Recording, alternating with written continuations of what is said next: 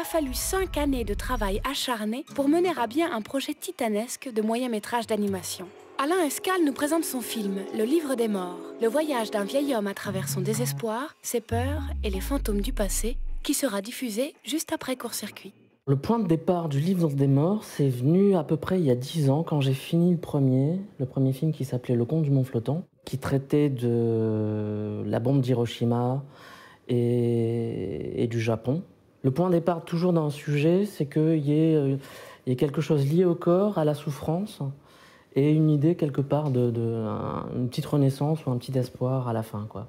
J'avais déjà cette idée-là sur la guerre et les camps. Ce qui me gênait à l'époque, c'était que ce soit lié trop à la guerre 45. Hiroshima, c'était aussi à peu près la même période. Finalement, je me suis dit, c'est pas le Japon.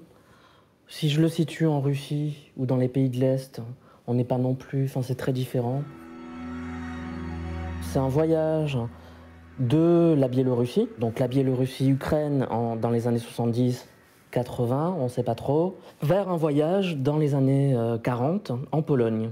On rejoint les camps avec cette idée que les premiers prisonniers des camps de concentration allemands étaient des prisonniers en majorité politique russes.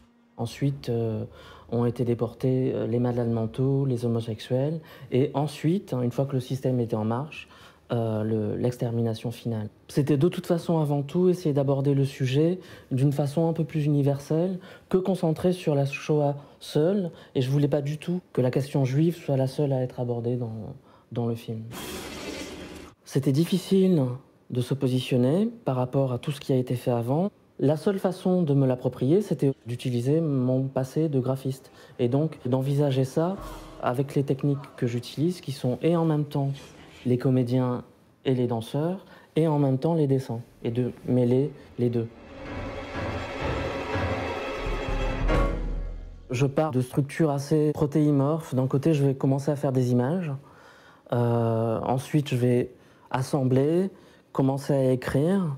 J'ai fait un premier DVD avec 2 heures d'images avant de faire intervenir des personnes extérieures. Donc, un producteur, des subventions, des gens qui vont m'aider. Donc il y a eu à peu près 2 ans de recherche purement visuelle. Une fois que cette recherche visuelle a été faite, j'ai conçu le scénario. Sur la structure du voyage, c'était ma ligne directrice. J'imagine que les gens enfermés dans les trains ne savaient pas où ils allaient, et les choses horribles arrivaient petit à petit, et le cauchemar grandissait de plus en plus. Le film s'appelle Le Livre des morts parce que il était hors de question pour moi de quitter le film sur une note complaisante.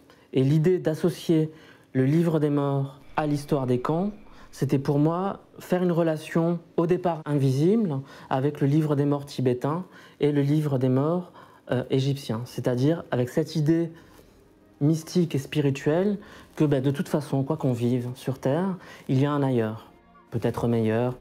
Le titre dégage quelque chose de poétique et onirique.